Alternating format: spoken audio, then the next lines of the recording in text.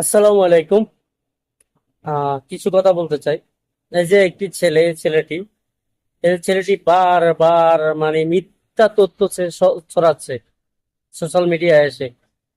কোন জায়গায় হিন্দুদের উপর অত্যাচার হয়েছে, কোন জায়গায় মন্দির ভাঙা হয়েছে, কোন জায়গায় দর্শন করা হয়েছে।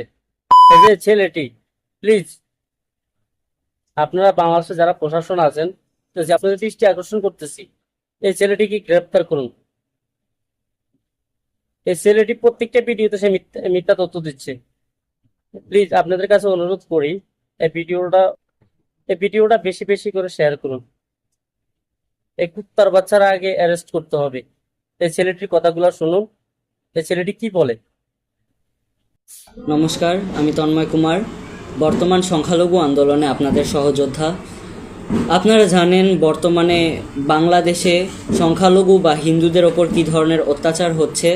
তাদের মন্দিরে হামলা, তাদের ঘরবাড়িতে হামলা, তাছাড়া আমাদের বোনদের অত্যাচার বা ধর্ষণ, তাছাড়াও জমি লুটপাট, দখল সহ দেবোত্তর সম্পত্তি লুটপাট, আরও নানা ধরনের অরাজকতা সৃষ্টি হয়েছে দেশে। তো